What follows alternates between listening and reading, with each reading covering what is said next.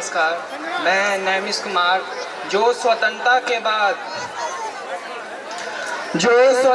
के बाद हमने परेशानियां सही थी उनके बारे में आपको बताने जा रहा हूं। स्वतंत्रता के बाद मुख्यतः 3 परेशानियां हमने सही थी, और भी थी परंतु ये 3 मुख्य थी।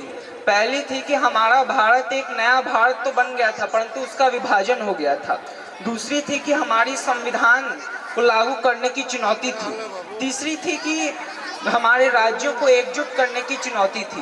पहली चुनौती के कारण पाकिस्तान से आवाजाही के कारण 80 लाख लोग भारत आ गए थे, जिनको रोजगार दिलाना भारतीय प्रशासन के सामने बहुत बड़ी परेशानी थी। दूसरे में संविधान बनाने की चुनौती। तो ये सब हम जानते हैं कि 26 जनवरी 1950 को हमारा संविधान लागू हो गया था, परंतु यह संविधान नवंबर 1949 को ही बनकर तैयार हो गया था। 2 महीने लागू करने में देरी इसलिए हुई क्योंकि 26 जनवरी 1930 में हमारे प्रथम प्रधानमंत्री श्री जवाहरलाल नेहरू जी ने पूर्ण स्वराज का नारा दिया था। तो इस तिथि के साथ लोगों की भावना जुड़ी थी, इसलिए ये देरी हुई थी। जो संविधान में कानून है वह एक एक कानून को बनाने में कई बैठकें की थी हमारे संविधानकर्ताओं ने। वो संविधान ऐसे ही नहीं बना। उस संविधान के नींव करने के लिए श्री B.R. अम्बेडकर जी ने, जो एक महर परिवार से थे, उन्होंने अपने जीवन काल में बहुत सारी परेशानियां सही थी। उसके बावजूद उन्होंने इतिहास में संविधान में महारत हासिल की। उसके बाद बात आती है राज्यों को एकजुट करने की चुनौती।